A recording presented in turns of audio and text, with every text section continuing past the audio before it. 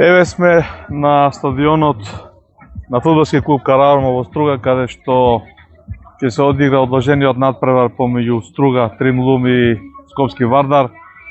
Средба со познато фудбалски име Дженан Хајдари, еден од членовите на славната генерација на Балканското комерс Тајфунот од Чаир, моментално во улога на ментор на судиите, со специјална задача дојден овде да оцени еден од судиите, да го едуцира, да му ги каже добрите и лошите страни. Дженан ќе ни каже нешто повеќе за тоа, нормално фудбалски теми. Ајде Дженан, прво за улогата во која сте дојдени овде. На кратко. Улогата, значи, секоја година, на секој 2 години, фудбалска австрийската организација при Фудбалска федерација на Македонија одредува ментори за главните, така и тие перспективни помлади, што се на главна листа и на помошна листа, од меѓу кои јас сум еден од тие одредени од асистентите, за двојцата асистенти Гигов, Александар и Џоле. Едниот од Струмица и другиот од Штип. Инаку, испуште да кажам, се извинувам, Дженан Хајдари покрај тоа што играше многу добро фудбал во таа златна генерација на Балкан, подоцна продолжи како активен фудбалски судија, во тој контекст и денешната негова улога. Така, да. Значи, нормално, после завршувањето на кариерата, се посветив на следењето, тоа по автоматизам после следува на листа, контролори и така, едуцирање на суди. Оваа година сум така еден од менторите, неодреден ментор за овие двојца и така. За нормално да им пренесеме наше искуство, добри страни, лоши страни и тоа. Така. Ајде збор два за актуелната ситуација во првата македонска фудбалска лига. Доста изедначена табела, квалитет, отскокнуваат 2-3 екипи на врвот, Шкендија, Шкупи и Струга. Другите се. Тоа е моје ведување, но твое ведување за исто така. Што го каже точно на место, и тоа што можем да кажем дека задниве 4-5 години ова прв вака да се деси, 3-4 екипи да се борат за врвот. Баш пред утакмица, пред и Силекс се тука, да, значи Силекс добар разској. Гледаме дека од 5-то место па до Вардар, значи со една победа можеш со една до 2 победи ако ги направиш да влезеш во борба за горе за Европа. Значи голема е, нема неизвестност дека ќе биде до самиот крај. Тоа го гледаш како позитивна работа. Нормално, да. Одавно не сме го имале вако првенство прва лига. Со исто така и во втората и таму гледаме дека има 4-5 екипи кои што ќе се борат за влез во прва лига и така. Тоа со еден збор сака да каже дека лигата ни е изедначена, квалитетот е тој. Се надевам дека од тоа ќе има корист, дека би требало да има и ротацијата на Македонија. Збор два и за репрезентацијата, не очекуваат уште два надпревари против Италија и Англија. Италија на гости во Рим и Англија во Скопје. Дженан Хајдари едно свое ведување околу овој циклус. Истина те кажам, можеби ја реално за мене не очекував нешто, мислам, кога викам не очекував дека ќе се пасираме сигурно.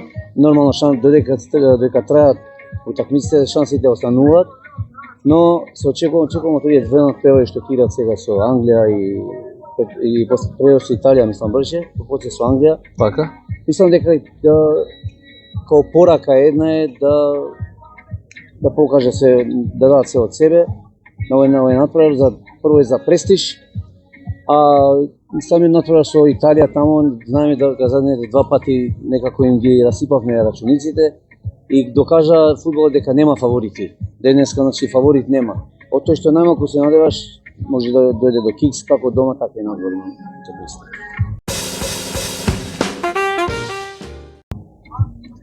И уште едно прашање, сепак Дженан Хајдари е интересен и неговото видување за актуелниот миг на Вардар. Едно генерално видување твое. Што значи враќањето на Вардар во првата лига од фудбалски аспект, од твое гледање? Види многу пати во твоите коментари, можеби ти си бил нормално сега си во клубот и нормално дека ќе ги гледаш интереси на Вардар, видиш што да нормално е за фудбалот во Македонија е нормално да Вардар се врати во како што е сега моментално во првата лига. И да се врати на тие стари пати. Но едно ќе кажам, многу пати сум го повторил и пак ќе повторам, значи клуб Вардар, речеме во бивша Југославија, тие простори во времето да речеме, каде што да речеме сега Србија, Партизан, Звезда, Динамо, Хајдук, тамо Словенија. Ја често пати ја земам Словенија за пример, Олимпија. Многу време ја немаш. Значи отиде скоро до 3-4 лига, па од еднаш значи нешто слично на Вардар. Нешто слично на Вардар, значи редно е више и сега ќе кажам да не ме свати некој погрешно, Градот Скопје треба, не викам дека не треба да застане позади клубот Вардар. Има и други клубови, што е факт, што не победен Така факт е. не можеш да го надиш, но ја мислам дека Вардар заслужува да има некој спонзор јак, кој што мислам дека гледаме ипак дека фудбалот е бизнис, со едно излегување надвор или две во Европа, ти више клубот да станува на здрави ноги. Вардар со таква инфраструктура како што ја има, да речеме, во аеродромта, базата што има и стадионот до аеродром сега за младите категории, мислам дека не би требало да има криза за овој клуб понатака. И мислам дека сигурно можеби и не, овие резултати до сега, да речеме, малку да подкрепа ќе треба нормално 2-3 победи во ред во низа за да се подиграат и да има некој спонзор јак. И мислам дека Со еден збор иднината на Вардар да гледаш на тој начин, а не во... Да.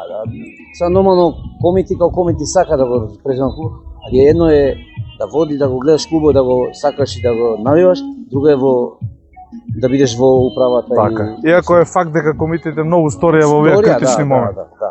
Тоа. Благодарам, Дженан, посакувам убав ден, успешна работа како ментор. На вас на Вардар што побрзо да се вратиме кај што на место фудбал, македонскиот фудбал. Со силен Вардар сигурно и ротација ќе биде посилна и другите клубови ќе Ти благодарам. Хвала ти, дружи.